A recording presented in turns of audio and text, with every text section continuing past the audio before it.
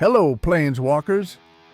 Welcome to the Lotus Archives, the heart of arcane knowledge and the realm of Magic the Gathering. Guided by the sages at KLVD Studios, embark on a journey through ancient scrolls and powerful spells. From deck-building enchantments to legendary battlefield stories, we bring you the wisdom and wonder of Commander. Whether you're a master mage or just tapping into your powers, the mysteries of the multiverse are yours to discover. Let the magic begin. Hello, Planeswalkers. Welcome back to the next episode of the Lotus Archives. As always, I'm Kava. What's up, people? This is Jack. And this week, we have a unique take from our regular programming here. And we are going to be talking about some of the more risky commanders that you may choose to play, to say the least. That's a fun way of putting it. Yeah. So I'm going to start this off by prefacing, don't just bring these commanders to a regular table that you don't really know. Most of these guys are going to immediately put you into the tier 4 bracket just based on what they do. It doesn't matter about any of the other cards you have in your deck. More looking right at intent. As we've talked about in our bracket update, it's all about the intent of these cards. There's some of them, they're the only card that does this, or they help cheat out bigger stuff. But regardless, we're going to dive... just slow the game down to a halt. Hey, don't be knocking my stacks. But Bro, nobody likes stacks. No one likes playing against stacks. But so these are regardless, they're the spicy boys and fellas of the commander brackets. And I'm gonna put this right out there. Don't feel like we are telling you not to play these decks. You absolutely should and can play them. Yes. I mean, I'll be the first to say, one of the cards we're talking about, I have the deck. I don't play it a lot, but I will play her. Yep. But you just gotta be mindful of who you're against in the table. Because some people are just gonna get so pissed off and rage quit, and you don't want someone flipping the table on you at a local game store. Right, and like these are the commanders that, if you see it across the table, it may induce that instant rage quits. Like these are the commanders that, you know, some of them, if I see it across the table, like I'm not a rage quitter, I'll do like an audible groan and be like, ugh, this again. But I'll just shuffle and be like, all right, let's get it down. Let's see what I can do against it. Let's face the music and see what you've got. Exactly. But and these are ones that, yeah, Jack and I were talking a little bit before we started recording here. These are all commanders that if I see someone else playing them, I might be changing my commander to be more on par. Yeah, you gotta match the tune. Because I'm not gonna play some of these against a frickin' my dinosaur tribal. Or even my Miram deck, just because my Miram deck's not that fast compared to these. Yeah. But these simply, they're not casual commanders by any means, shape, or form. No, so always talk with your play group before you build one of these. Make sure that they're cool with you playing it. Otherwise, you might be like me and have one that you play maybe once a month, if not less. But with that, let's get started. Jack, what is our first commander that we are going to talk about here? So, first one here is one that I've actually had in my backlog to try to build for a while, but just never got around to it. It's Yuriko the Tiger Shadow. Oh boy. People will, you'll recognize her as being one of the game changers listed, so there are quite a few of these that are on the game changer, and some of them you might think, okay, well, why isn't a game changer? You know, but it's rightfully so. Alright, so Yuriko's a 1 in a blue and a black for a legendary ninja. She's a 1/3 and has the really fun ability of Commander Ninjutsu, which basically lets you pay a black and a blue to return an unblocked attacker you control back to your hand and put this card onto the battlefield from your hand or the command zone, tapped and attacking. And it's unblocked, right? So you swing with an unblockable little guy, pay a black and a blue, and boom, Yuriko's hitting in for one, and they can't really do much about it unless they got removal. And she also has the, if that wasn't enough, right? She's got the little fun text of whenever a ninja you control deals combat damage to a player, reveal the top card of your library and put that card into your hand. And then each opponent loses life equal to its converted mana cost. Ooh. So we've got Commander Tax Evasion, which that alone is a felony, right? We're evading taxes here. What the hell? And then, top deck manipulation is very powerful. Massive loss of life to the board. I mean, I've seen this thing just absolutely pop off with huge spells and top deck manipulation to have just massive things on top of the library to just go absolutely bonkers. You can. There is another card that if you put him in this, what's the other freaking ninja there? More recent from the new cap, not new Capina. The newer Japanese set. Satoru Kamigawa. It was the new Kamigawa ninja commander. Wasn't Satoru. Or was it? Yeah. Yeah, Satoru Satoru Umezawa. The one that gives all your stuff ninjutsu. Exactly. I mean, Christ, Yeah. just put him on the battlefield and you could throw in frickin' Eldrazi and have Eldrazi have ninjutsu. I believe that's what. Yep. Yeah. Yeah, it gives them all ninjutsu 4. Yeah. So. Which is absurd. Yeah. So for those that don't know, ninjutsu, we already kind of explained what it was, but it's a way to cheat out some creatures with unblockable. With using cards that have unblockable on them. I mean, yeah, but there's a lot of cheap one drops that God. just have unblockable.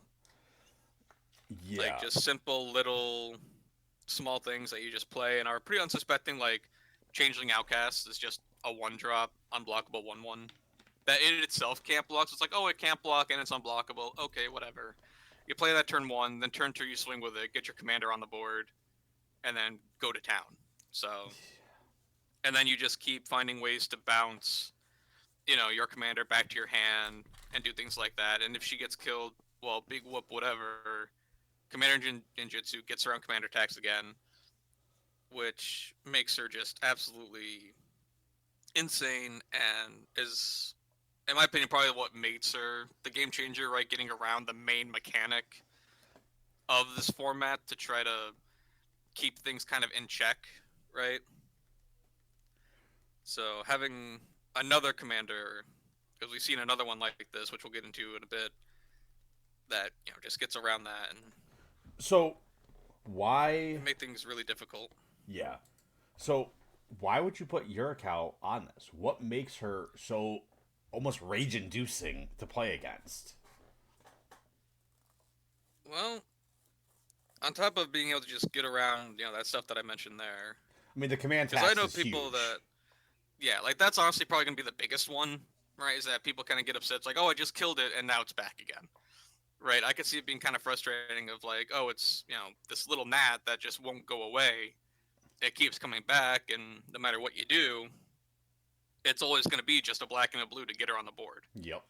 Like nobody's going to care about sending her to the command zone for any real reason, because now when they've altered, the rules and stuff, it used to be you could like exile her under certain enchantments or whatever, and it'd be stuck there. But nowadays, if the commander would change zones in any way, it can just go back to the command zone.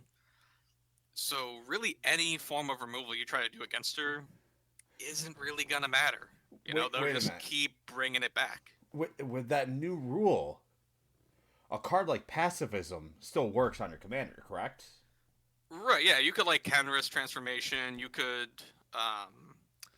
but there's that one that turns him into a tree, there's Imprisoned in the Moon. Those are gonna be your best ways to deal with this guy, right? Or deal with this crazy ninja girl.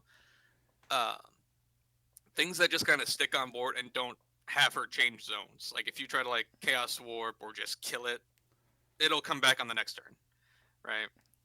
So you got to get really creative with how to deal with Yuriko. You kind of got to like lock her down under some type of other thing to keep it from doing stuff. And pacifism in cards like that, like Chemist Transformation, are pretty solid because blue and black kind of struggle in the whole enchantment removal department. So playing things like that would be a great way to deal with her and get around her nonsense. And hey guys, if you're playing white and you don't run pacifism, It's pretty slept on. I would highly suggest you're playing white wrong if you do not have at least one way to make a creature not be able to do shit. I mean, pacifism is a 2 CMC, a freaking common card. Most of the time you can get really it for don't a penny. see it. Yeah. I mean, in almost all my white decks, I run a pacifism.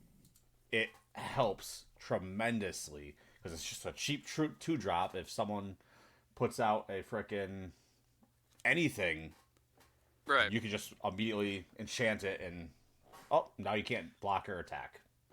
Yeah, and I think 9 times out of 10, most people would prefer to just have their commander killed or exiled and put back in their command zone. In this case, it's like, no, let's get a stick there, but it just can't do shit. Exactly. Like, there's new ones coming out that prevent them from activating their abilities and doing stuff like that, which I think is more relevant. So I'd say maybe run the ones that can prevent them from activating their abilities. Because a lot of commanders these days, we see they have these really busted activate abilities and don't need to attack. But it's also just good to put on other creatures that are causing you problems and all that. Yeah, but Yuriko is definitely very dangerous. I've seen several games of her just popping off really quickly. It can be very fast. If they've got like the Sensei's Divining Top where they can just keep manipulating the top cards of their deck over and over, they can run combos with that. And it can be just an extremely fast wombo-y combo-y deck that is just really difficult to deal with. So it's one that it doesn't really induce rage per se in me if I saw her across the table. No. I would just know that I'm gonna have to bring my A game. Well, exactly. With it. So and I'm sure people's experiences may differ with these because there definitely is a commander in here that infuriates me beyond no end, and I just can't explain why. It just does. I see it and white hot rage. I can't stand it. But we'll get to that in a bit. Yeah, and with that being said, all these commanders, they're beatable. There's not a single commander out there that like, oh nope, you're not gonna win no matter what you do. It's just a matter of what you're playing yourself. Yeah. Because a lot of these decks, and like I said earlier, if I see them across the table, I'm changing up my game plan. I'm changing up my style of play. I mean, if I see one of these other decks across the table, there's a good chance I'm pulling out my personal deck that's on this list that we're talking about. Yeah. But with that... Yeah, you need to be on par. Like, if there's a Rule 0 conversation that we have, I know I mentioned this to you and my other buddies. If we have a Rule 0 conversation and it lands at us playing a Tier 3, and someone across the table brings out one of these guys, we're having more words before anything else. Because none of these are below a 4. No. I don't care what the deck itself contains, none of them are below a 4. Yeah, and fight me. And like we said, it's all about intent. You might not have enough game changers and tutors and all that shit to have it. Oh, Architect says it's only a tier 3 or a tier 2. No. Bullshit. Fuck that. So, the next one on this list, and I might be jumping around a little bit on Jack here, but... Oh, whatever. It does very similar stuff to Yuriko. I'm going to stick in the same process. It is a deck that I have personally played before, and Jack was the one that actually helped me design this deck. Sorry, Drace. Sorry, Rich. And sorry to my late good friend, Vlad. You guys saw this deck a lot, and I know you guys all fucking hated me for it. And that would be Derevi, Imperial Tactician. So, Derevi is green, white, and blue for a 2/3 bird wizard. It has flying. Whenever Derevi enters the battlefield or a creature you control deals combat damage to a player, you may tap or untap a target permanent. Very if annoying. That wasn't bad enough, Derevi reads, 1 green, white, blue. Put Derevi onto the battlefield from the command zone. This was a pre-con. Yes. Yeah, this was a pre-con way back in the day. I actually bought this deck, and I taught my brother how to play when I played this deck. So in case you need to know how evil I am, that's how evil I am. I played this against my brother when I tried to teach him how to play this game, like almost 10 years ago. So there you go. Yeah, that's not Derevi's nice. fucking wild. Hey, listen, I never said I was a nice guy. Hell, I taught you how to play stacks, all right? Yeah, true. Like, come on, I'm not a nice guy. I mean, I'm nicer now. I wasn't so nice back then. I don't play stacks. I don't play stacks anymore. I pass it on to you. You play stacks. Yeah, and with that being said, I don't play stacks a lot anymore. When I first started playing stacks, I mean, I had my Urtai Resurrected deck that was full on stacks. That was a fun build. I like that one. I loved that deck. But it was so freaking mean that it didn't matter. If we're going by today's bracket standards, I wouldn't have been able to play it underneath level 4, or bracket 4. No. And no, not in any way. No. And even though I had no game changers in it, it was just literally a counter spell on a stick. Right. But being able to just completely stop the gameplay at all times is really what gets them there. So, but Derevi, if you want to play stacks, if you want to be an evil degenerate, Derevi is the number one stacks commander, in my opinion. Of all time, just as far as right now, it's the go-to. It's the GOAT. Like 100%.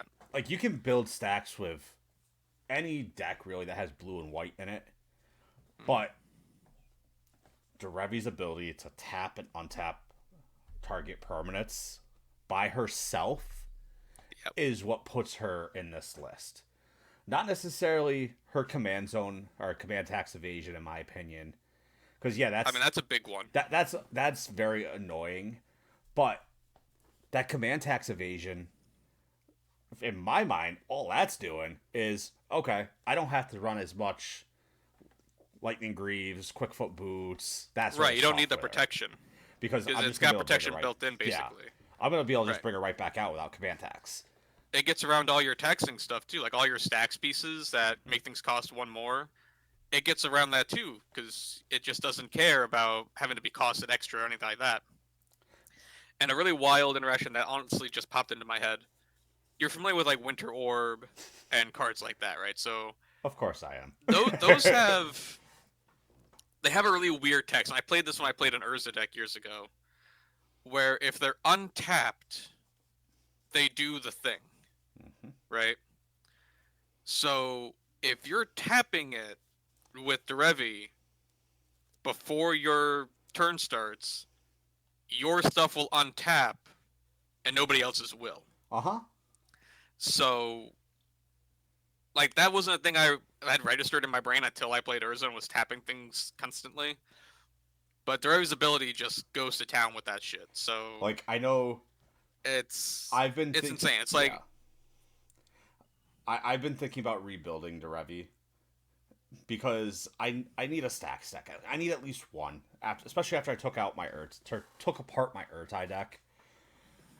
I need at least one stack just so I could bring to the table and say, you know what, fuck you guys. I mean, everyone could play stacks at least once if you really want to like get the vibe and like the feel of it. I feel like it helps you understand the playstyle a bit more, and it helps you understand why. Well, it helps you understand how to like beat it too. I think if you understand the mechanics of it and what the deck's trying to do and how it plays, you can be better prepared to go against it. Like for me, in a sense, knowing how to play stacks, it's changed my mindset on playing against it. Yeah, it's a pain in the ass, but because I know most stacks decks have the same core pieces in it. Oh yeah, every stacks deck will basically look the same. If you know what to look for, you're gonna be able to stop it. Yeah, as long as you have the ability to in that deck. Right. But like I know they're chock full of counter spells.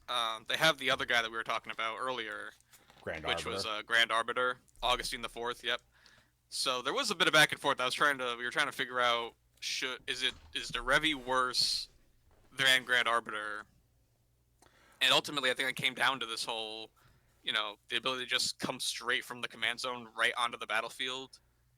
I feel like that just puts the Revi leagues ahead of anything, because Grand Arbiter honestly would be in the 99 Yep. of this deck 100%. So Grand Arbiter, the threat of him is still gonna be in this deck no matter what. So, which Grand Arbiter is an absolute fuck. I built the deck around him back when I was at college. Lost all my friends, pretty much. Lost my entire playgroup for a while until I dismantled him. And was like, guys, he's gone. It doesn't exist anymore. They're like, okay, we'll play with you again. But I honestly lost my playgroup for a while there. I mean, looking at Grand Arbiter as a card, just looking at the card, it's not that scary. Rude. It's rude. All your stuff costs less. Everyone else's stuff costs more.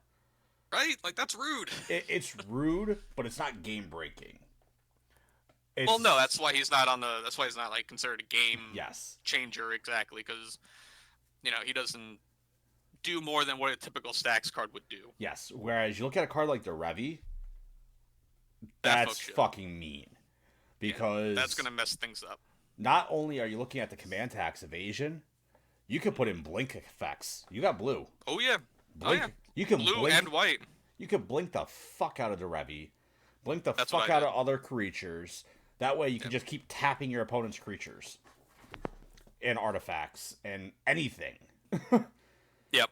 I mean, it's really bonkers in that sense, for sure. But all right. So Jack, the Revi's a fuck. Yeah. I mean, like we've said before, Jack and I have played a lot of these decks. We've built them in the past. Yeah. And there's a good chance we might rebuild them in the future here. I don't think I'm going to touch any of these with a 10-foot pole, to be honest. There's only... I've played at least half of these, and it's been... Maybe Yuriko. I might build Yuriko. If I build any of these, it would probably be Yuriko. I mean, I'll be honest with you, the only two that I would say you won't ever see me build is... Well, I'm not going to get into it just yet. Yeah. But there's one big one that you will never see me build, just because I know what it is. That many bad experiences with this guy that I don't want to put someone else through it. Because I had a guy in my play group, and we'll segue into him right now. Yeah. So this next guy, I'll start with a little story here. Go for it. My buddy Drace brought in a new gentleman to our play group. And he had a bad habit of doing this, of just inviting random people over that only he has met like once or he's heard about online. He had a very bad habit of doing this. Granted, some of them have worked out. That's how Jack got involved. I'm about to say, do I know what you're talking about? Is it the guy that I knew back in that got me? Okay. Yeah. Yeah, I remember when he disappeared mysteriously. Yeah. But, so... He was a fuck. He first started playing with us, and mind you, this was when we were just legit doing kitchen table commander. A lot of us had no idea how to build decks correctly, that is. And they weren't very good. They were more the stereotypical tribal decks. That's what we played. Yeah, just your fun casual hangout. Yeah, I was playing Dinosaur Tribal. Drace was playing Eldrazi Tribal. We had some Golem deck too, I think. Like, he was playing some goofy Golem shit with Bosch. Like, we were just having fun. Which was really funny. And he invited this guy over to play. Now, he wasn't a bad guy by any means. But he had one deck. And he didn't want to play anything else at the time. And that deck was Nekuzar, the Mind Razor. It drove me absolutely batshit crazy because here I am playing dinosaurs and he's just fucking milling all the time. That's all he was doing. So wheel and deal, baby, wheel and deal. Yeah.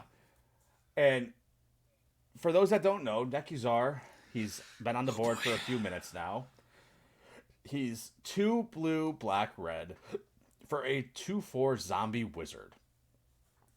Now, Nekuzar has, at the beginning of each player's draw step, that player draws an additional card. Yeah, it doesn't seem Oh, he's so group bad. hug. Yeah, it doesn't seem so bad. Yeah, it's group hug. He wants to help out. Okay, cool. But then it reads, whenever an opponent draws a card, Nekuzar deals 1 damage to that player. Oh, not cool. Yeah. So, this guy had this deck built as a wheel deck. And Yeah. he literally had it so we were drawing so many cards that we could not keep up with our life. And Sounds about right. this was when I had my freaking Oloro deck built. And it was an Oloro Pellowfort deck. And this was before I started playing stacks. So it was just straight up Pellowfort. I'm going to try and build an army. No one's going to touch me. Right.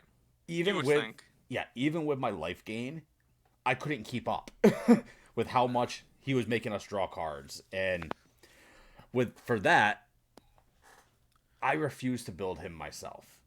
I don't want to put someone else playing through this, especially someone newer to the game. Now, I've been playing for the game for almost 15 years at this point. I know how to beat him. Mm-hmm. But I still don't want to play against Nekuzar. Yeah. Because someone that knows what they're doing, like if Jack came up and told me, "Oh, I built a Nekuzar deck," I would literally look at him. I have played him. Yeah, I would look at him and tell him to go fuck himself. As well, you should, because you know it'd be dirty. And no different than if it was very dirty. Yeah, no different than if I built it myself, because I know what I can do. I know how I build, and Jack and I build very similar because he was the one that taught me the more intricacies of the older cards and different card interactions. You're welcome. Yeah. Some of my friends hate you. Yeah, so Nekuzar is... I completely understand. Listen, I get it. Like, I built a Nekuzar deck years ago as well. He's one of the ones on the list that is just... He's definitely on here as somebody who... You see it across the table, and you know, if you have any semblance of, like, Magic history, or, like, you just read the card... At first glance, you see, okay, right, you're going to draw an additional card. That looks okay. And then you see that second line of text of, oh, if I draw a card, now I'm getting hurt. You're going to see a lot of things that involve wheels like Windfall, Dark Deal, crap like that. Mm-hmm. And then on top of that, you can see things like, the hell is it, Underworld Dreams? Yep. Or whatever, like other effects that ping people and hurt people for drawing cards. And what's the most common thing that everybody does on each of their turns? You draw cards, no matter whether you're doing it intentionally, unintentionally. We're always drawing cards. It's one of the main staples of the game. And so to be pinged and hurt for doing the basic action of playing the game, it hurts. It sucks. A lot of people don't like that. A lot of people just don't want to be pinged and dealt damage or like punished, like a group slug style. They don't want to have that punishment just for playing the basic core of the game. So that's why you could see a lot of hate and rage for a card like this, and why you got to bring your A game if you see it across the table. Yes. For sure. And I know a lot of you guys probably saw me smirking about Group Slug. Yeah, Group Slug is... I used to play fun. A lot of Group Slug. Yeah. But I don't anymore.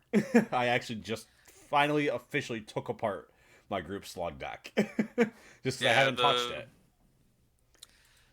But, so... You become target number 1, for sure. As do most of these commanders put you at target numero uno. They absolutely will. A lot of these will put you right on top of the hit list. So be aware of that. All right, so Jack, what do we got next? Yep. Next up is a fun one that I played a while back. I talk a while back. And actually, I put a poll to my main play group to see what, I want to see, okay, what are you guys' opinions? Like, let me judge the environment here and see what a lot of them would consider a hated, or like, oh, you see it across the table, it makes you groan, and you're just like, oh, not this again. And the first one that came up from our good buddy Sid is Chulane Teller of Tales. Mm-hmm. So we got another band commander here, another green, white, blue. So he's 2 green, white, blue for a human druid 2/4. Has vigilance, which is Funny. And he also has whenever you cast a creature spell, draw a card, then you may put a land from your hand onto the battlefield. Okay, great. So draw a card or play a creature, draw on ramp. We love to see it. On top of that, though, he then has pay 3, tap him, return a creature you control to your owner's hand, or to its owner's hand.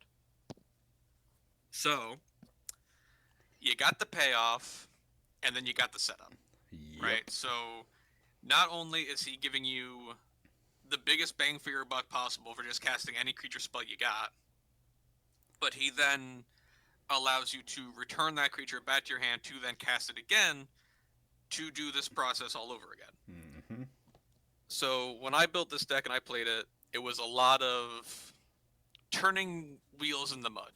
Basically, it was just a lot of tap and untap, chew lane, get his ability multiple times a turn, play as many cheap creatures as I could, get as much card draw and ramp as possible. Because we'll see, when he says put a land into play, it doesn't say tapped. Nope. You just get that land right off the bat. So you can just keep ramping, drawing over and over and over again. And the biggest issue I ran into when I played it was, okay, what's my win? What's my end game? Where are we going with this? And that I think can be the biggest issue and struggle with the Chew lane. If you're playing against it, you see them just kind of solitaring a lot, playing all these creatures, doing all this stuff. And unless they actually get to, their win quickly, it's just you're kind of sitting there like, all right, buddy, you played your 10th creature. What are we doing? Where are we going? What's happening? And I feel like that can be a lot of like where the animosity comes from is just you see them turning their wheels in the mud and they're not really getting to the point. It's like, dude, shit or get out the pot. Like, what's happening here? You're getting all these payoffs. You're getting all this stuff. Where's the road end, right? Yeah, what is your win con? Right, what's happening here? And I struggled with that when I built the deck several years ago, and I know there's better cards that have come out recently that can kind of speed the thing along, but it's still a lot of turning, getting the machine going. And the fact that it just has such a huge payoff while also doing its thing on its own and not really needing much else to get it going, it's just bonkers, really. It's just an absolute powerhouse. And if I see it across the table, I know I got to bring my A game for sure. And he's definitely not one of the ones that you're like, nope, can't beat him. He's beatable. You just gotta figure out the reasoning and how to do it. A lot of board wipes. Yeah. A lot of board wipes. But again, this deck can recover from board wipes very quickly. I had a game where a guy board wiped at least twice, and within 2 or 3 turns, you can recover quickly because you're just drawing so many cards, getting so many creatures back out. It just never ends, There's a lot of recursion that's come out in these colors, a lot of crazy shit you can do inside of it, and it's obnoxious, to say the least. Yeah. So, the next card, man, I have I don't want to say I have an issue with this card, but for me, there's very few deck types that I look at and I'm like, fuck this shit. I don't necessarily want to play against them just because of how powerful they can be. And no, I'm not talking about Eldrazi. The cards I'm talking about are the goddamn slivers. I feel offended. I feel personally attacked. Yeah, and you should be, asshole. So, I don't play this sliver though. This sliver is not in my wheelhouse. No, I refuse to play it. So, for the following reasons, go ahead. So this creature, Sliver Queen. Yeah. She is white, blue, black, red, and green for a 5-color commander. Wooberg, woohoo! A 7/7. Yeah, of course, that tracks. She reads, Sliver Queen counts as a sliver. Of course. And 2, put a sliver token into play. Treat this token as a 1/1 colorless creature. fuck this. Yeah. This one combos off very heavily, and that's why I think we put it here atop of. There's a lot of 5-color slivers, right? Yeah. A lot. And you don't even have to fucking tap her for her ability. Nope. Nope. I mean, Christ, put fucking doubling season in there or anointed procession, and now you're getting even more. There's so many cards that double tokens that this card, with just the tokens alone and what slivers do, makes it busted as all hell. Now, Jack, why don't you explain to some of our younger players what the fuck slivers do and why I hate them so much? They're my favorite creature type. Why you gotta... Don't be so mean to slivers. They're so cute. Okay, so... I'm sure we can find a... Okay, so here's a good sliver that we can just kind of have set up on our... wherever we set it up. Mana Weft Sliver, right? Somewhere around here. Mana Weft Sliver simply reads, it's a 2-drop green sliver. Sliver creatures you control have tap, add a mana of any color, right? Actually, that may not be the best example because the better one is Gemhide Sliver. So we can have 2 of those kind of sitting around. Yep, they're both in One the says, bottom right. Yeah, so one says creatures you control do it. Other one says all slivers do it. The main thing of the sliver creature type is they affect every single one of them. They're a beautiful, absolutely gorgeous hive mind of a creature type that I have personally loved since I was a wee lad learning how to play Magic.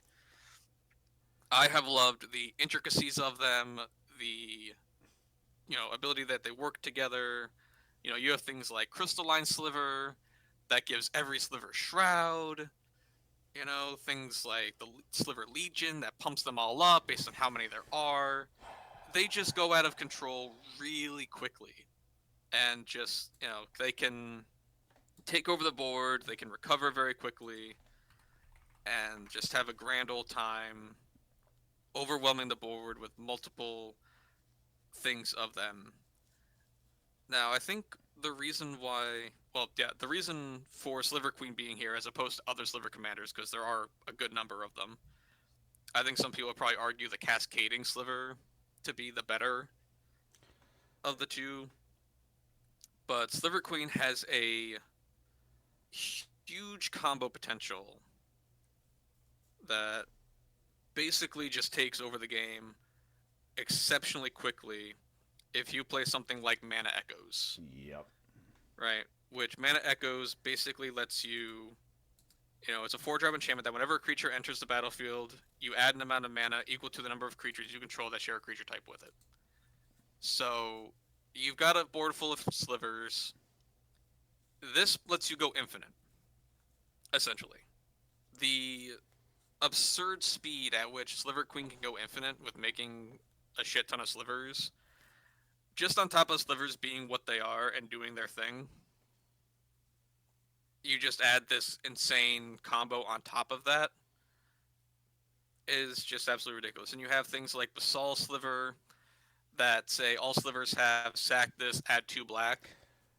Yep. So that goes infinite. Like, there's just a lot of ways to create an infinite number of slivers, and that's why this card is the most expensive sliver. It's about $300. It's never been reprinted, never been seen since its original printing. It likely will never be reprinted because they done knew they fucked up, right? Like, WotC knew that, we just have pay to make a sliver. Yeah, that's not even a gonna tap be ability. Insane. No, not a tap, not anything. I mean, Christ, if you have a Soul Ring out, you could just tap your Soul Ring every single time and get another token. You can. Yeah. And so, mind you, you've $300 is a new card. Like, I'm seeing heavily played. Now, mind you, heavily played could have tears on them. They look like shit. Mm-hmm. Is still around $200. It's 166 right now on TCG. Yeah. And there are a lot of cards out there that just have, a creature ETB, deal the damage to somebody. But you can also give them haste. There's a Boros Sliver that gives them all haste and flying. So let me just make infinite 1/1 tokens that all also have haste and flying, and now you're all dead. By turn, let's see, if you're ramping quickly and playing this in CDH, you could likely have this by God Hand, probably turn 4. Could probably do this. Yeah. If I'm being generous with the decently busted hand, turn 4, probably. Yeah, I would say probably that's right about right. I know some people probably look at this like, well, it's Wooperk. It's 5 mana. You got to build up to that. Brother, trust me. In the tiers 4 and 5 range, where it's a no-hold bars cage match, listen, they're going to find a way. Yeah. People will find a way to mess this up. Yeah, Sliver Queen is disgusting, and she has a rightful spot on this list. I don't care if it's a 5-drop or not.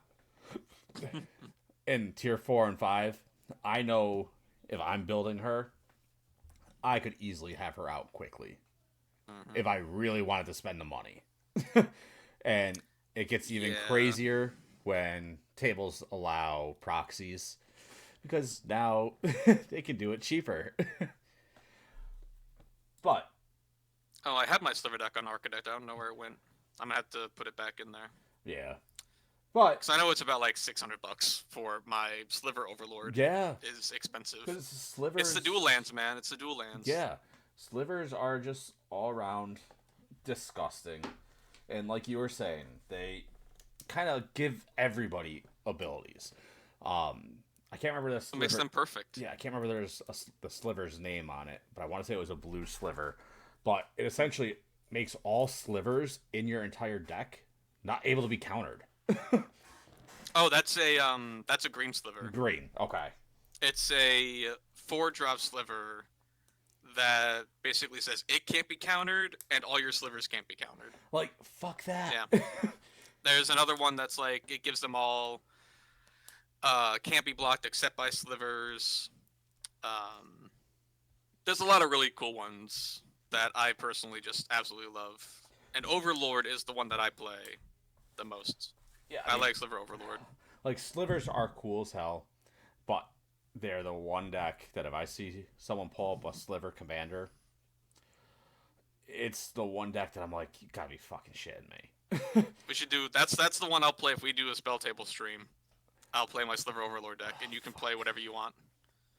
Fuck me. It is weak to removal. I will say, Sliver's one weakness can be just constant board wipes and constant removal. Because I've had games where I played against my other buddies with Slivers, and if they just continually keep killing my things, it's like the Elf deck, right? Exactly. If you just keep killing, the Mana Dork and the dude, unless the Sliver guy can get out his, like, Shrouded Sliver and his, like, Protection Slivers quickly, which, if you're playing Slivers, your first go-to should be to get those ones out, which is why I play Overlord, because it's the toolbox. Yep. Overlord lets you tutor for a Sliver, so that's why I play him over any others. But you want to be able to get those out, because the biggest weakness is just constant kill, constant board wipe. Yep. So you're going to need a lot of Master Recursion to try to get them back on the board. Exactly. And speaking of spell table, we are going to be planning on setting up some spell table pods, bring in some viewers, bring in some of our friends, viewers potentially. You'll be Possibly vetted before you come on to stream. Of course. We want to start doing a little bit of a live play, and I'll end up live streaming it. That way, I don't have to worry about editing and all that BS, because that could be a long ass freaking game, especially if our video would take 2 or 3 games. But absolutely, that's the plan. Maybe we'll start out with everyone playing monocolor decks. I know Jack and I talked about that briefly, that it'd be cool to go through and start with mono white, and all of us play a mono white deck, and maybe use the decks that we talked about in our previous episodes, which would be kind of interesting. But that would be cool. We are going to move on. Yeah, who's our next Hey Phil toxic bitch? Oh, man. We're getting down to the nitty gritty now, and for me, some of these I'm like, yeah, they're annoying, but I don't hate them. Like, I hate Right. Nekuzar and Sliver Queen.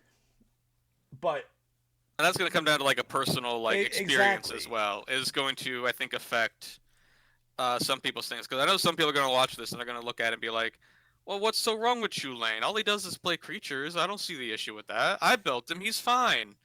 And it's just going to come down to like personal perceptions. There's going to be a huge thing, and how we view these guys. But these are ones that we feel, and the people I've discussed with and have we've discussed, that just objectively speaking, they've just been really tough ones to deal with, and have just made the games either not great to play against, or have just been a pain to Yeah, exactly. tolerate and play against. So what's our next So what's our next guy?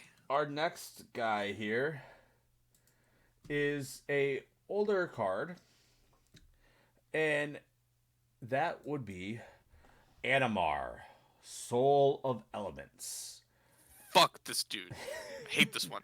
He He is grabbed the one that I absolutely despise. he is going to be blue, red, green for a 1/1 elemental.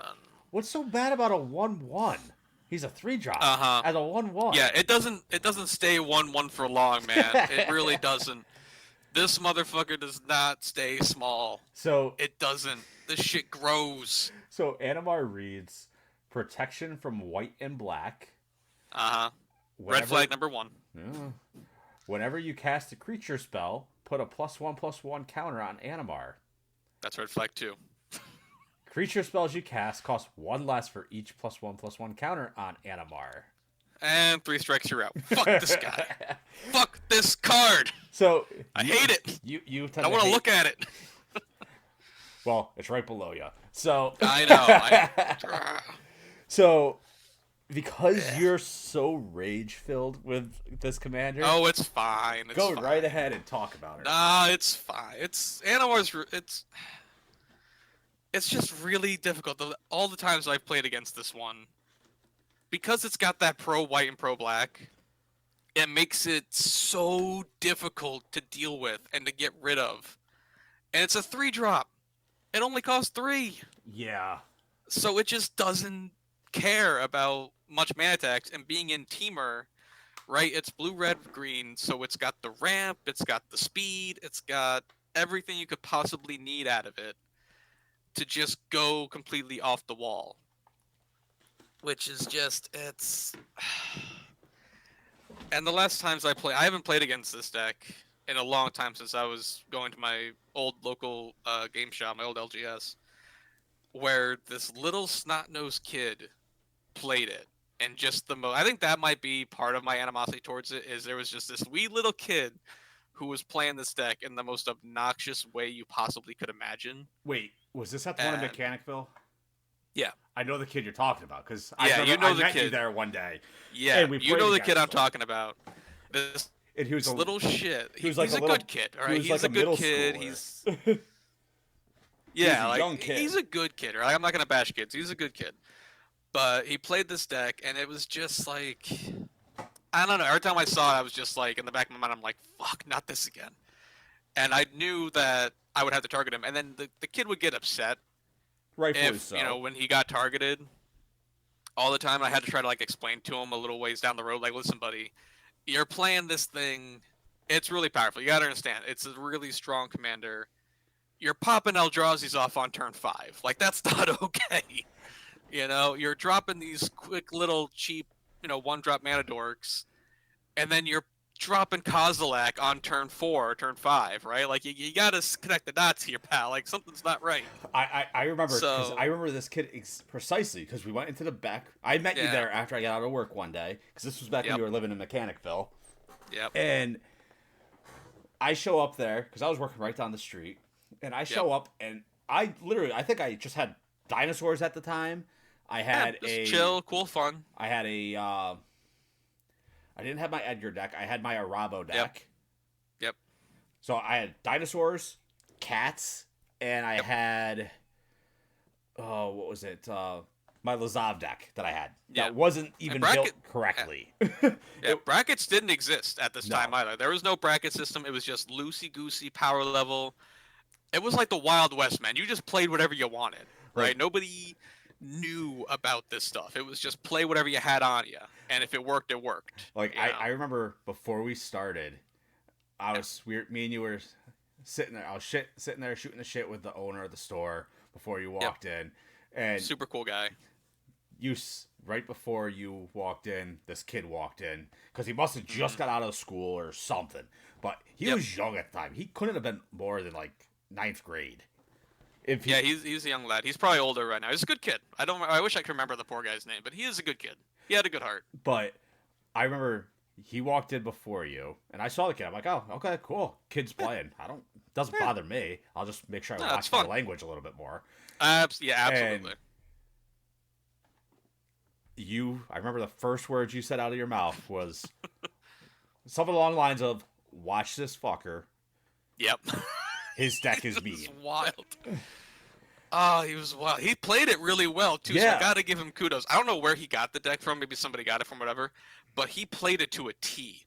And that might have been like part of the frustration was just that he played it so well and knew exactly what he was doing. So I gotta give him props. I gotta give him big ups for that. The kid knew exactly what he was doing, Yeah. which was just absolutely insane. I have a was a good feeling kid. he had an older brother or an older cousin I think that so. helped him Somebody- build that, and then he just perfected it.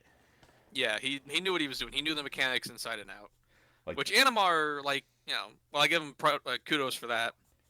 It doesn't take much to pilot Animar. No, Right, no. like it's got the innate protection, it's got the crazy boost to it, and you play things like doubling season, and multiple counter boosting things like that. We've got the new Vorinclex that came out a couple years ago, that goes into this now. So the deck's just gotten better as time has gone on, and it's just an absolute powerhouse of a deck. It drops things insanely quickly. It drops Eldrazi like nobody's business.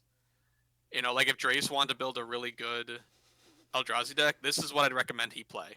Yeah, Like if you're watching this, bud, play this. If you want really good bonkers Eldrazi, which I know he prefers the fun kind of like gimmicky kidding style me? stuff. He wants the colorless and the wastes. And Yeah, he wants the colorless in the waist. Yeah, I know. Which that is still powerful. That is still good. But this thing puts it into overdrive. Like this thing Yeah. will absolutely speed up your game plan. You'll have a Kozilek by turn 5, guaranteed. Yeah, 100%. and which is why Animar is on this frickin' list. Absolutely. Be aware of this thing. If this thing is on the board, you better be playing something else on this list because you're gonna need the speed and the power to keep up with this little bastard. Yeah. So But rant over. It's a really good card, really strong. Highly recommend you try it out for yourself if you want to be that cheeky. But it can be a lot of fun. Yeah. So our next commander we're going to be talking about, surprisingly, he was from the same set as our wizard buddy Chulane. And Ooh. I believe it was the same set, but it was Corvold, Fey Yes. Cursed King. I believe he was same one of set. the other Brawl precons when Wizards tried to push Brawl because they wanted people to play that instead of Commander. Yes, I believe so. We might be wrong about that. Correct us in the comments if we're wrong about that. But I believe so. Or we can look it up real quick if you're looking at it. I think you're looking it up. Yeah. I believe so. Corvold is a lot of fun. Throne of Eldraine Brawl decks. Yep, so Chulane was one of them. Then Yep. you had Sire That's the one I Gwen, bought. Hero of Asheville, which I bought. Yep. Then you had Corvold, Fakehurst King. And you had Alila, Artful Provocateur. And mind you, this was back when Wizards didn't have control of Commander. And they saw how well Commander was taking off at this time, because this was back in 2019. So they probably started building these decks 2018-ish, and they saw how fast Commander was taking off. A lot of it due to guys like Command Zone with Josh and Kwai, and other Big ups to them. and other Commander shows on YouTube, which is what pushed Commander into the fucking stratosphere. Number one format. It's honestly the best. And ever since then, we have had so much freaking Commander products. It's almost Yeah. gotten unbearable. But It's a little oversaturated. The market's a little, I'd say it's a bit much. oh, I don't disagree. But But what is Korvald's deal? oh, fuck Corvold. But and mind you, this set that these Brawl decks released in is one of my personal favorite sets, Thrones of Eldraine. I liked it. I liked the Arthurian Yeah. fairy tale legend stuff with it. I thought it was cool. I'm big into the Arthurian legend. They threw in like Brothers Grimm style stuff, which I'm a huge Brothers Grimm fan. Bro, that trailer with the cookies and Oh Garuk. my god. That was a really fun. That If was you haven't seen that awesome. trailer, go check out that trailer. It's really funny. Yeah, I'll see if I can find it and I'll link it in the description. Oh, it's so good. One of the best trailers they ever released. But Anyway, what does this big dragon dude do? Corvold, Fakehurst King, 2 black, red, and green for a 4/4 Dragon Noble. He has flying, but he Of also course. reads, whenever Corvold enters the battlefield or attacks, sack another permanent. Okay, not horrible. Yeah, okay, but like sacrifice, all right. Whenever, Sack outlet, good. Whenever you sack a permanent, put a +1/+1 counter on Corvold and draw a card. And there's the payoff from the setup. Fantastic. We got another Chulane. Yep. So I know we are Gee talking whiz. about putting more so. We had 2 that we were really talking about in this setup here with these 2 dragons, and it was Corvold and Prosh. Yep. They're both very good. Both could potentially be deserving of being on this list, but Corvold, I think, has a bigger payoff than Prosh. Yeah. He's also cheaper too. He costs 1 less Yes. than Prosh. Prosh is 6. This guy's only 5. So Yeah. you've got cheaper thing, comes out sooner, and its payoff is just he gets big and he draws cards, and he already Yeah. starts out as a 4/4. So yeah. In the bottom left, I have both of these cards up here. And what Corvold has on Prosh is they both are looking to sacrifice creatures. But Yep. Prosh's ability, he's a 3 black, red, and green, 5/5 flying, and he reads, when you cast Prosh, create X01 red kobold creature tokens named Kobolds of Care Keep, where X is the amount of mana spent to cast Prosh. So, the more you cast him from your command zone, the more commander attacks, the more tokens you get. So he's got a fun payoff with that, which is really cool. Yeah, so his payoff with that is sack another creature. Prosh gets +1/+0 until end of turn. And the big one is until end of turn. Yeah. Where Corvold doesn't have that until end of turn. Nope. He just gets big and draws cards.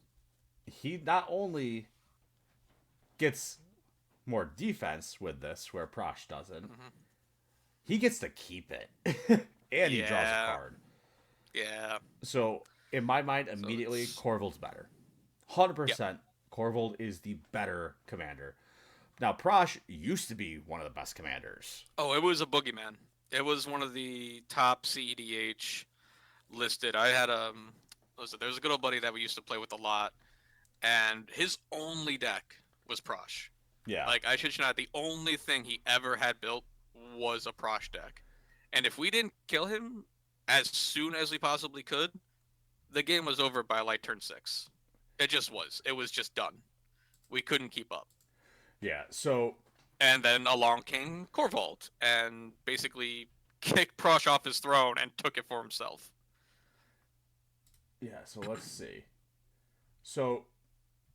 Oh, was it... With Corvold, he's fucking disgusting. He just gets better and better as you sacrifice him. Built-in sack outlet and a payoff. Yep. He's good. So yeah, one of my other good friends had built Corvold. They since have changed it to like a food style. They use like one of the Golgari food commanders now, but they used to have it built as Corvold, and it was absolutely disgusting. Like, they would just run away with the game. so quickly with this. The payoff and just like its ability to, have the ETB and then have the attack, being able to just get that straight off the gate to sacrifice any other permanent you have, which lets you sacrifice your food, sacrifice your other tokens, and then have like aristocrat style payoffs on top of it, like your blood artists and shit like that.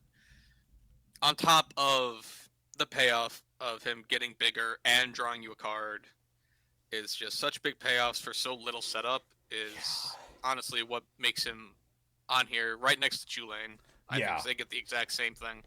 No. Which is funny that they came out in the same set and had the exact same they're very similar bonkers abilities. thing. So we have 3 left here that we're talking about. Yeah. And I'm going to leave 2 of my personal favorites for last. But the next one we're talking about is Gary the Snail. No, it's it's Toxtril, everyone. Oh, I don't know what they were thinking when they decided to make Gary Toxtril. Toxtril. Like, that was just that was a rough choice, man. It was a choice. Yeah. To be sure. Like, that's I was wild. shocked with all the slugs and snails that they could have chosen. They chose fucking Toxtril as right? Or they could have just made it its own set. They could have just made it its own like separate thing and done their stuff. But that's a whole fucking other thing. So what about Toxtril? What does Toxtril do? I'm gonna have both cards in the bottom right here because it's the same card. Gary's just it's just funny. A token. It's or a cover. Funny. But Toxtril reads 5 and 2 black, so he's fucking huge. Huge CMC cost. He's a big boy. But he is a 7/7 slug horror. Well, this is where it gets interesting. Oh, you think, 7 drop for a 7/7? That's not bad. Whatever. Big slug. How late are they actually going to be playing him? Well, he reads, at the beginning of each end step, put a slime counter on each creature you don't control. Okay, whatever. It's a slime. Who cares? Well, creatures you don't control get -1/-1 for each slime counter on them. Okay. Oof. And then it reads, whenever a creature you don't control with a slime counter on it dies, create a 1/1 black slug creature token. Okay. And not done there. And for the strikeout, Mm-hmm. for Demir, sack a slug, draw a card. So he's not mono black. Not a mono. Nope. Folks. That's a Demir commander. And Jack, why don't you explain why this is so fucking disgusting? Oh, and why he's on our list. Well, on top of the innumerable abilities of proliferate that exist in blue and black, the amount of times that you can just rack up these -1/-1 counters is insane. Because you could play something like Yawgmoth, and just because it doesn't care if it dies from having multiple slime counters on it, as long as it's just got the 1 on there, that's all that matters. And then you could just give it more counters. You could just kill it with something else and get more payoffs for that. And then just immediately make a slug token, sack those slugs, draw cards. So you're making your opponent's things weaker. You're getting big payoffs from it. It's just an absolute nightmare, and it's a slug horror. So it's just an absolute pain in the ass to deal with. And my other good buddy Frank here was the one who brought it up, because I originally hadn't even considered. I've never played against a Toxtril deck, so it kind of hit me by the wayside here. So he said that he had to say Toxtril, and he called it oppressive. No matter how they build it, it's just an oppressive way to play, and it can kind of just prevent people from really doing what they want to do. As I guess every time he's played against Toxtril, it's just been a really rough time to play. Just literally he wanted to pack up and leave, essentially, when he was playing against Toxtril. As, it's making your opponent's things weaker at the end of every one of your turns. You can proliferate the hell out of it with various other effects. You make a bunch of tokens when they die. and then you can just follow it up with sacrificing them to draw cards, to then continue the cycle over and over and over again. So it honestly it looks like a rough time, and I'll consider myself lucky. I'll count my lucky stars and be like, hooray that I've never had the misfortune of playing against this giant slug monster. So I've played against it a few times on Spell Table, and Mm. it's not fun. It's Yeah. it's one of those things, like you were saying. It's immediately oppressive. It feels Yeah. like you're playing a stacks deck when they aren't even playing stacks. Right. It's draining your creatures. They're getting the big payoffs for it.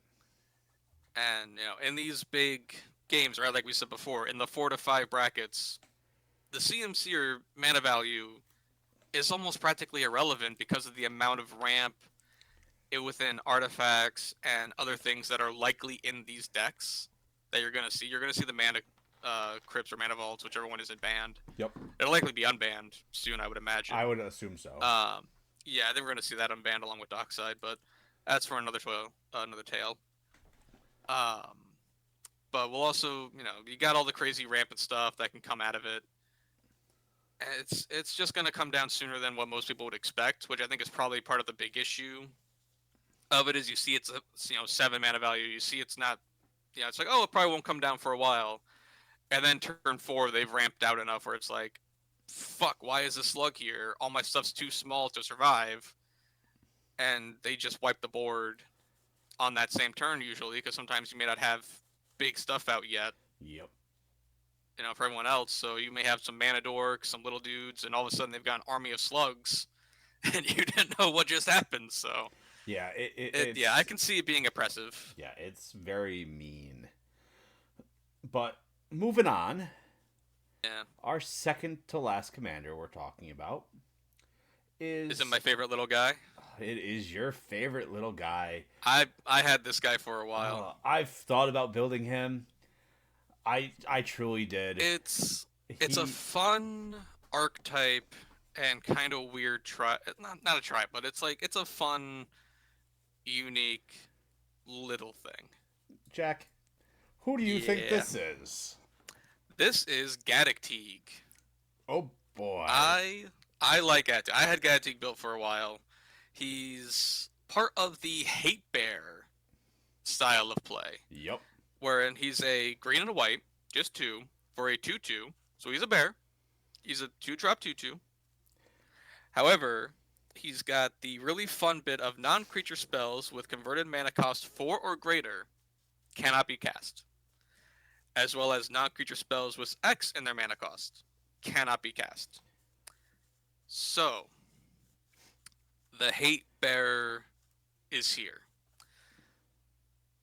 Essentially, this deck is filled with several, almost innumerable cards that are essentially 2-drop 2/2s, which, as we know, when I talked about a Eula last week, is what makes bears.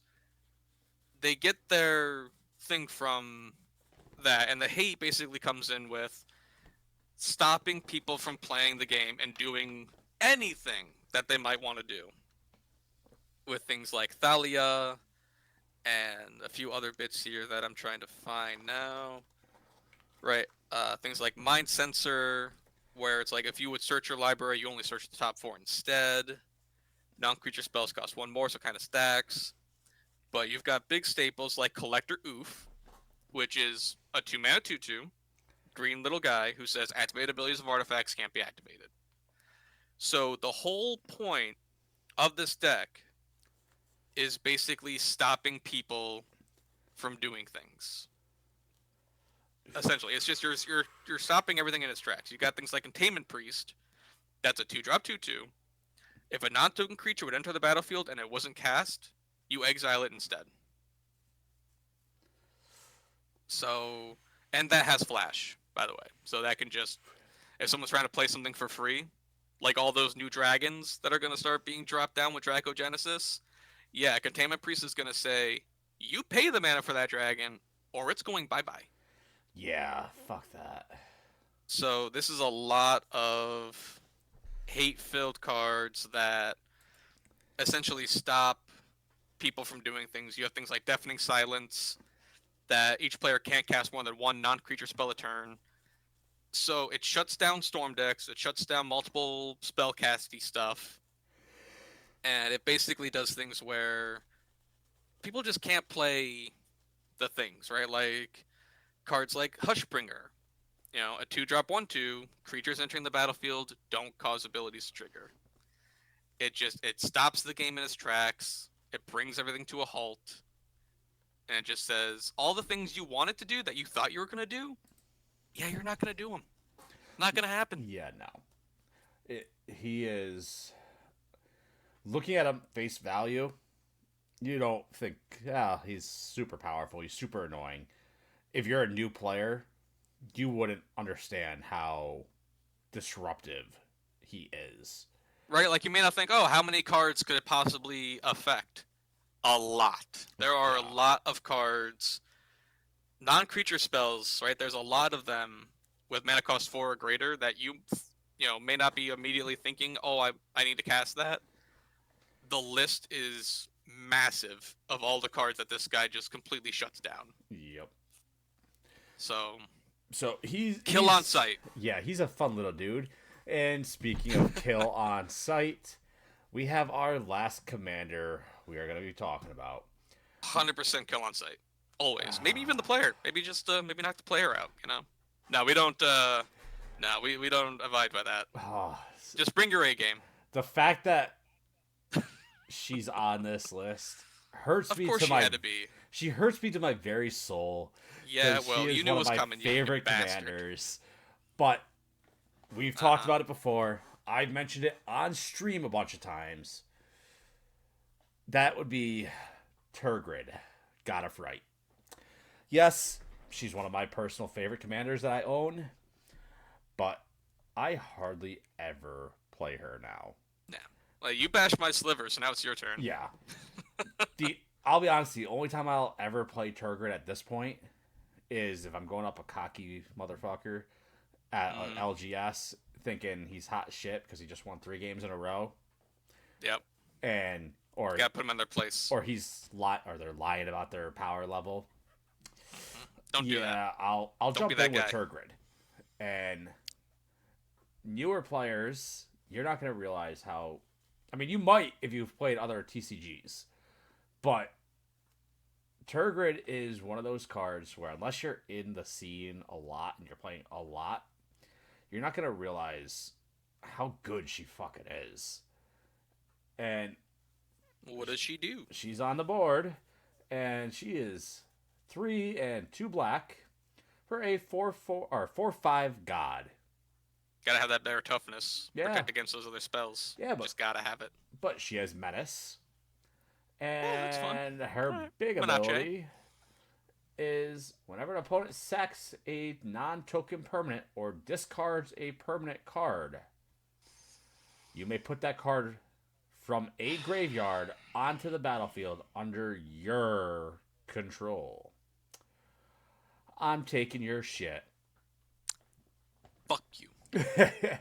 So, that theft mechanic alone sucks. Is the main reason why I will not pull this deck out unless I know the other players at the table. And yeah. I'm personally friends or acquaintances with them. Yeah. I've been playing Turgid a lot on like Spell Table. Mm-hmm. Different scenario, I think. But how does that work exactly? If we're playing virtually and you say take one of my cards, how does that work on Spell Table? I believe it just transfers over and you like slide it over or make a token.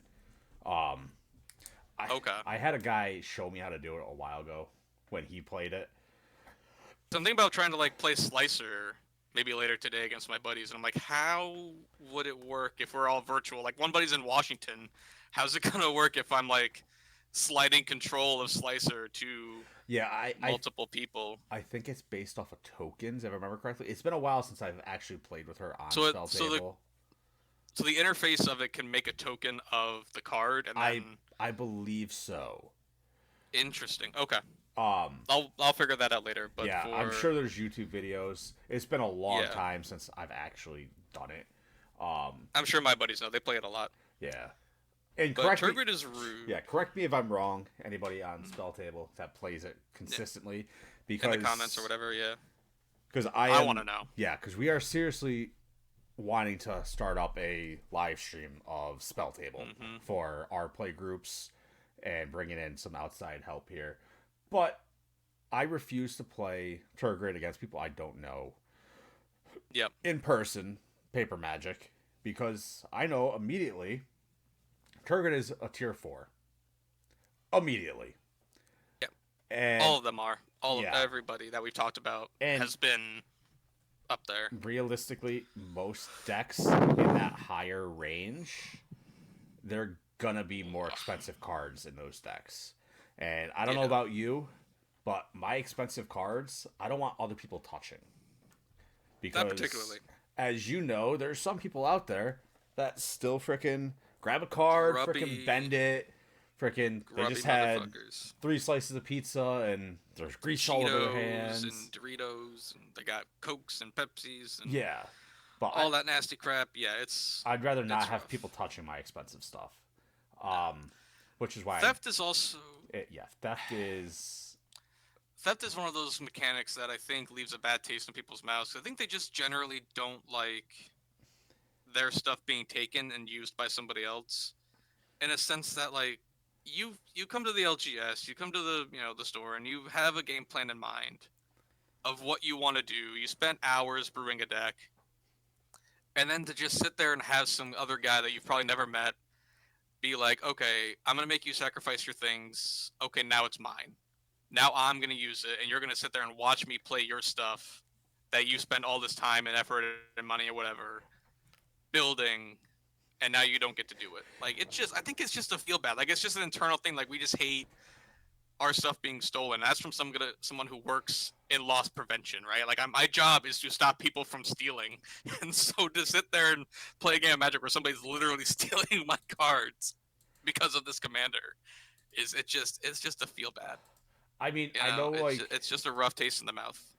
Like, for me, when I look at Turgid, I love playing her myself. Yeah. But...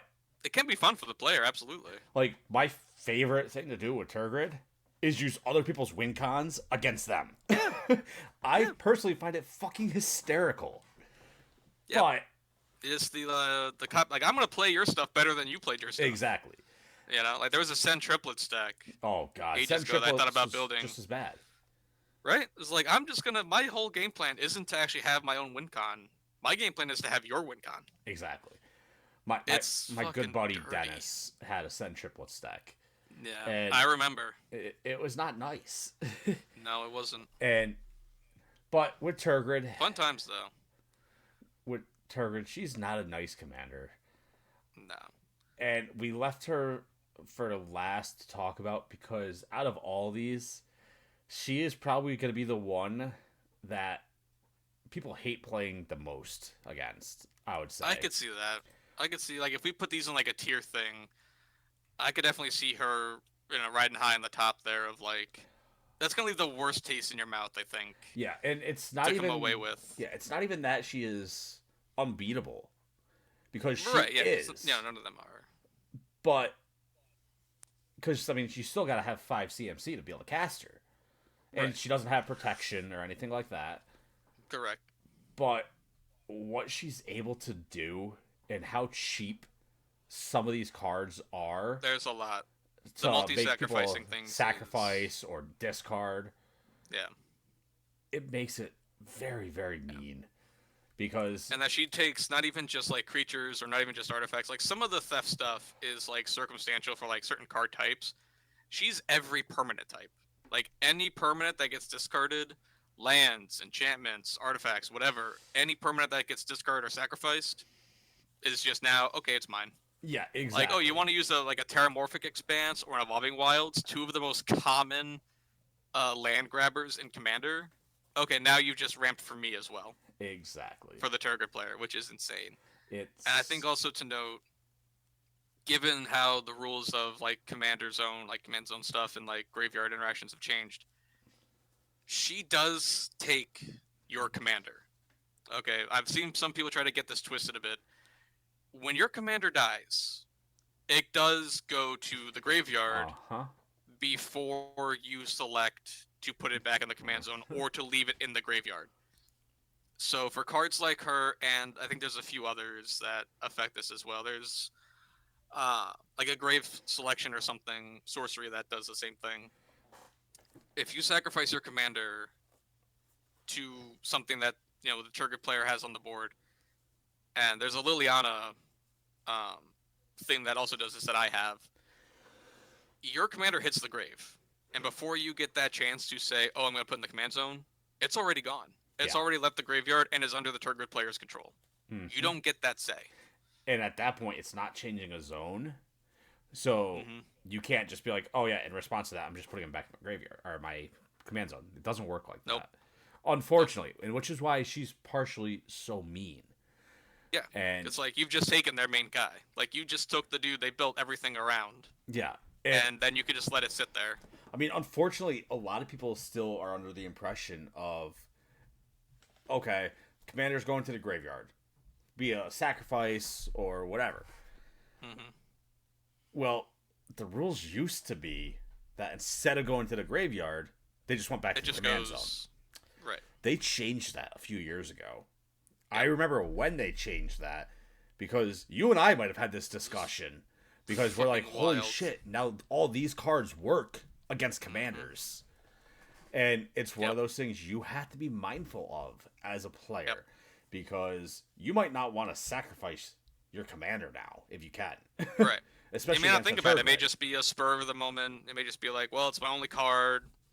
They played a, edict or whatever, sacrifice it, okay. And then all of a sudden the target player's like, okay, hand it over. That's mine now. Yeah.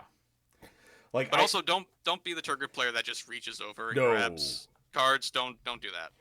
That's just you being a bad player. Remember see unwritten rules for that. Yeah. So I know with my Turgid deck in particular, I have her built currently more as a discard deck, which I find a little bit nicer than it's still resource denial. Like it's still denying them the resources and the ability to play the game. I think it's that the other side of that coin is you're denying them the ability to do what they came here to do. You're discarding and all that. Yeah. I tried making her as nice as I possibly could by it's impossible, but I didn't put any of the discard a card at random. I made them all the discard a card. So you can choose which one you want to go to the graveyard. Oh, you're such a nice guy. I know. Oh, thanks. You let them choose what card to give you. Exactly. You fuck. I mean, I figured it's a little bit nicer. I will say there was one game I did play with Turgid, and it was we did a double-headed giant game with it. Oh, two-headed giant. Okay. My partner knew exactly what I was doing. And I ended up having a lot of effects that everybody sacrifices something or discards a card. And or like Grave Pact and shit like that, yeah. And he knew, and he was smart about it. And he didn't care which one he sacrificed as long as it got onto the board. Right, because it was still your thing. You're still tagged up. So it was interesting mechanic. It was fun. That's one thing that I'd love to get back into more is dual-headed giant, or dual-headed dragon, or whatever we want to fucking call it. But yeah, I think that could be a cool thing for us to have different segments on. Putting you and I up against some viewer. Can you two beat us two? Even if you and I sit here and make two custom decks that interact with each other perfectly. I think that could be a cool little thing to do here. But yeah, it's certainly something to look into down the road.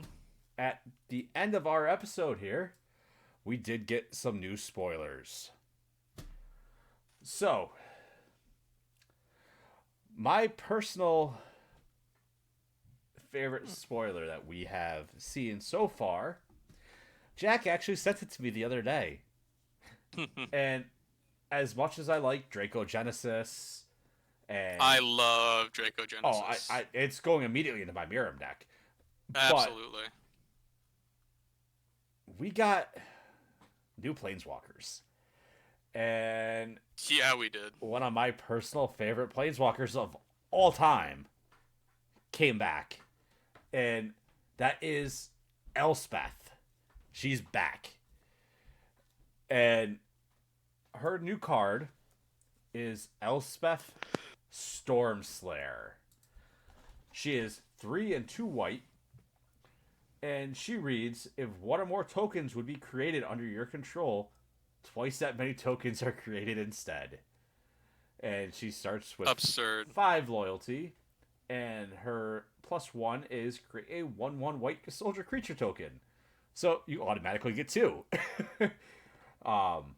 Her 0 ability is put a +1/+1 counter on each creature you control, and they gain flying until your next turn. Then her -3 is destroy target creature an opponent controls with mana value 3 or greater. It's a cool freaking card. It's fucking wild. I was really freaking excited about this one. I know you were a little bit more excited about the other Planeswalker that got spoiled here. Why don't you go ahead and tell us what it was? Well, so yeah, Ugin is back, which is super cool. We'd love to see Ugin making a return. And I do believe one of my other buddies, who's a huge Nico Bolas fan, I believe he's alluded to the prospect of Ugin making a return, which is pretty cool. But we got Ugin, Eye of the Storms, which is a, of course, 7 colorless Planeswalker who comes in with 7 loyalty counters. Fucking hell, Ugin.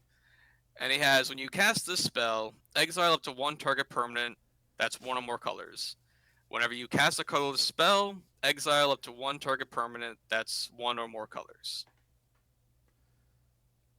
What the hell, man? What are we doing here? That's not even getting into his plus abilities. Like, that's just what he, like... Yeah. Okay. And then, on top of that, he's got a +2 of gain 3 life and draw a card.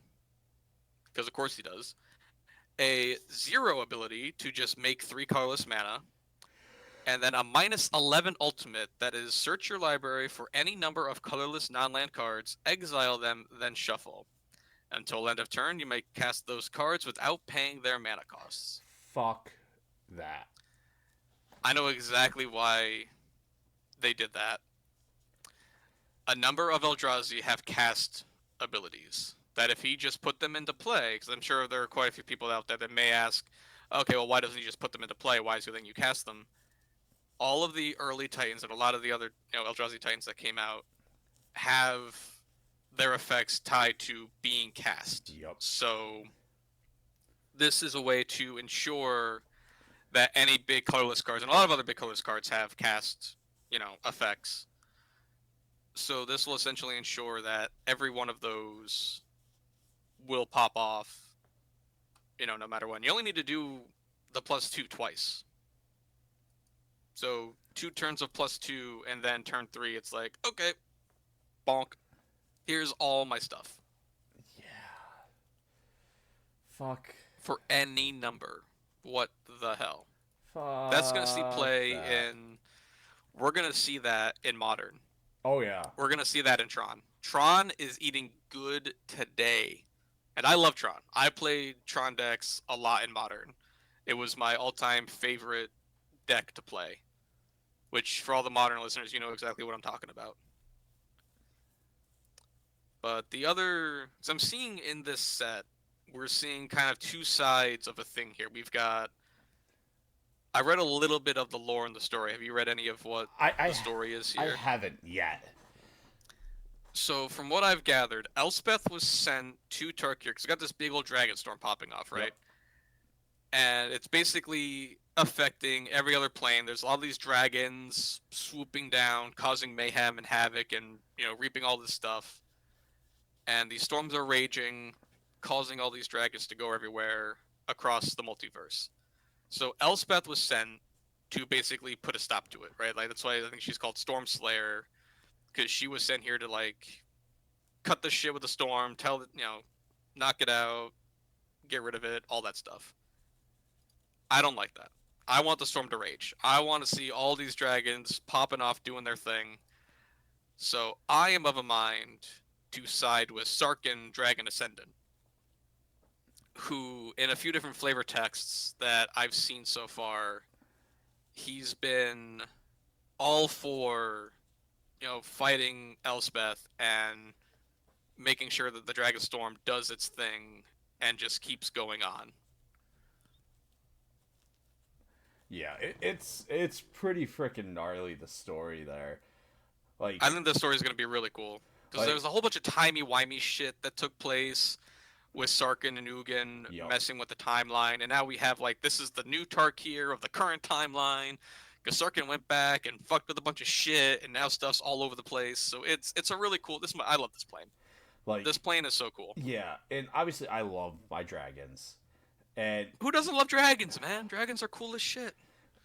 And we actually got some really freaking cool artwork in this set. Oh yeah, those lands. I mean, bro, we got those lands are insane. Like the lands are amazing, but I'm buying all of them. Oh, I am too. And we got a new common in here called Dragon Storm Globe. It's a 3 CMC for an artifact. And it reads, each dragon you control enters with an additional +1/+1 counter on it.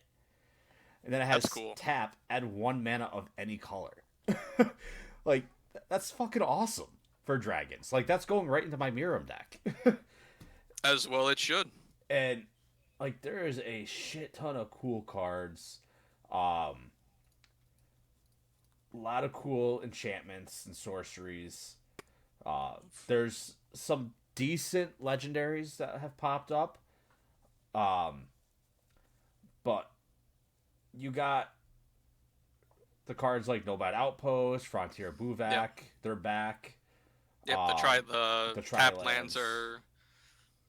I wish they did a retrain of them that had the triple land types.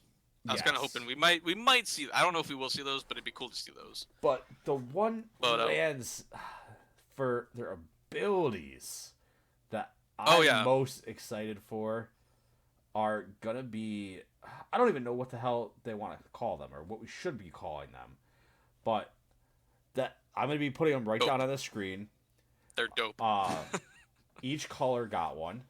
So green is Kishla Village, and it reads, this land enters tapped unless you control an island or a swamp. You can tap and add a green, or pay 3 and a green and tap and surveil 2. Okay, not horrible.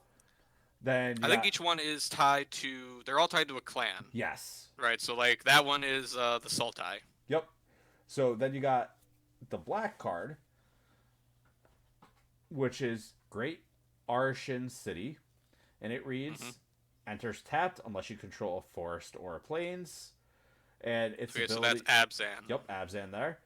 And that one is 1 in a black. Exile a creature card from your graveyard. Create a 1/1 white spirit token. So sounds about right for Abzan. Not bad here. And then you got the red one is Quarry Mountain Monastery. And its ability is... Or it's tapped unless you control a plane or an island. And its ability is 3 in a red. Exile the top card of your library. Until end of your next turn, you may play that card. Okay, that's pretty good. That's an interesting one for the Jeskai. Like I'd want to play that in my Prosper deck that casts things from exile. Yeah. But it's weird that like if I play it, it's plains or an island. My Prosper is Rakdos, so if I play that in Rakdos, it's always going to come in tapped, which is kind of awkward. Yeah. So like having them tie to... I see what they're trying to do with the clan tie-ins. Yep. To like have them work with those. So I don't know. That's a strange one. Yeah, but then you got the white one, which is Dulkavan Encampment, and it enters tapped unless you control a swamp or a mountain. And it's so Mardu. Yep. Its ability is 2 and a white. Whenever you attack this turn, create 2/1/1 red warrior creature tokens that are tapped and attacking. Sacrifice them at the beginning of the next to end step.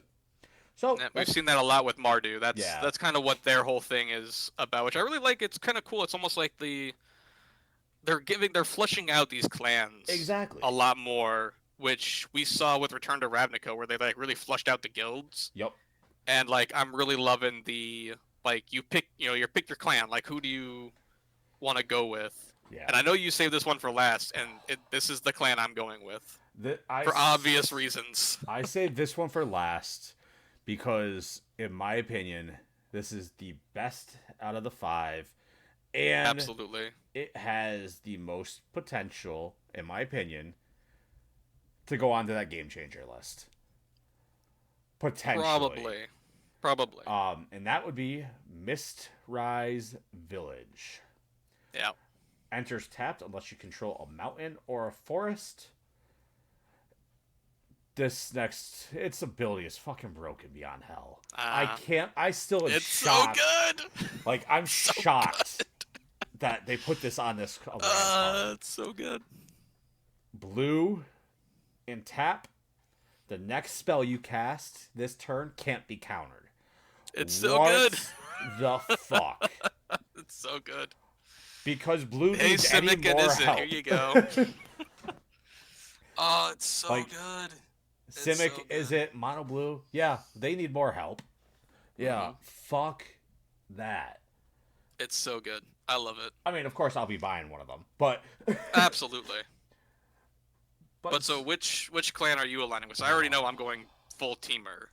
So like, I'm getting the Teamer deck. I'm doing all the stuff with the Teamer clan. Which one are you going for? Honestly, I pre-ordered all of them. But the one that I am looking forward to the most, oh man, that's fuck me. Like I know you're big into Teamer. Yep. Realistically, not looking at anything other than what the deck does, not looking at value, not looking at what the commanders are, but looking at right. Like I was thinking more like also more like what the clan is, like the clans themselves. Like in Rakdos, we had or not Rakdos, in the guilds of Ravnica, you saw the guild for what it was, like what the guild stood for, its fundamentals, its values. Yeah, I mean, more of like its personal thing. Like, when I look at that, I see Teamer and what Teamer stands for and what the Teamer clan does. I love everything about it. I think Teamer is fantastic. Like in that sense. I mean, me personally, their morals and all that. Yeah. I'm more aligned with Teamer. Mm-hmm. But the deck that I'm most excited to play is Abzan. Okay. There's something about it was a toss-up for me with Sultai, but like so I like what Sultai does with zombies. I mean, for me, what colors I play the most. So going Abzan and looking at it was kind of out of my, I don't want to say out of my wheelhouse, because black and green are two of my favorite colors. But I play a lot of Sultai. I play a lot of graveyard mechanics, and I wanted to get away from the graveyard stuff when I'm in my mind. I mean, I just finished my dredging Myco Tyrant deck, so I do a lot of, I love the dredge, I love the self mill. Yeah. But I think for this one, when it comes to this deck and this stuff, I like Teamer. I like the snowy hunter tribe that just sits in the mountains and does their thing. I don't disagree. It really just speaks to me. I don't disagree. That's my kind of my wheelhouse. Like, let me just hang out in the mountains, do my own shit. But we don't have the release of that deck list yet. No. That's the last one they're gonna release. But so we do have every other deck list though. So I believe it looks like I think Command Zone did Sultai. Command Zone did Sultai, and the Prof has No, the Prof has Sultai. Oh, does he? Okay. Yep, Prof has Sultai. Command Zone did Jeskai. Okay. And I don't know. I don't recognize who did Mardu. I don't recognize the Mardu one. Yeah. But, I mean, for me, the Abzan, playing with defenders, to me, that's fun. It's an underutilized mechanic right now. The only other commander that really cares about that is, like, Doran, the Siege Tower. Yeah, I've been sitting on that one for a while. Yeah, so I'm hoping I can make a Defense Matters deck, which would be fun. But I've got a spare Doran if you want it. I think I have one someplace. Right. But I am most excited for these full art fucking lands. Bro, these lands are hot. Like, very hot. That Dragonite thing, the gem. Oh man. I gotta get at least enough for a teamer deck. That's like, I got for my dragon deck. I gotta get at least enough for that. Like they're just a chef's kiss on this entire set, and there's no doubt in my mind I'm getting a playset of these. That way I can put them on my wall at the very least. Yep. If I can somehow get enough to make all of my basic lands in my Burim deck, I'm gonna be doing that. Yeah. I'd say at least probably like 6 of each. Yeah. Is what I would go for. If you're for a 3-color deck, typically in 3-color decks I do 6 of each basic land, and then the rest I flush out with non-basics. But there's your little extra tip of like lands to play in multicolor decks. Just slip that in there for you. You're welcome. Yeah. So anyway, before we go, I have a little surprise for Jack. Oh. Something that I was working on, and his fiance helped me out a little bit with this. What? And we have some fun stuff, and Jack, you and I are going to be getting together soon so I can hand you this. But we got our first merch. We got what now? What the fuck? So. Oh, that's so cool. Is this what she was talking about when she couldn't tell me the stuff? So. Oh, you cheeky bastards. So Claire. Oh, that's so cool. So Claire helped me design this. I took our logo and. Oh, she's so amazing. Edited it up a little bit. And these are nice dry fit material shirts. I can do them in almost any color shirt, but for this first run here, I opted for just the stereotypical gray. Yeah, standard black, yeah. And the logo is obviously white and red with our name right on top. Oh, that's so cool. So I got those. Damn. And if anybody that's watching would like one, we don't have a web store yet. We don't have any of that. I kind of just made these for Jack, myself, and I have one extra right now that is going to Jack's fiance. But if you do want one, if you want to help support our show continue to grow here, let me know. I can get you a price of what it would cost, and I can probably have it shipped right to your house. Just perfect. Send us a message, comment that you would like one. If you're one of Jack's friends that in the play group, just let us know, whether it's Discord, Facebook, Instagram, right on YouTube, whichever. Let us know. I can work that out. Any profits, that's awesome. Any profits that I make on this are just going to go straight to offsetting some of the fees for some of those programs that we use. But with that's amazing, man. We're going to end the stream here, and we will talk to you guys later. As always, be sure to do the YouTube stuff. I'm Kava. This has been Jack. And we will talk to you guys all later. Take care.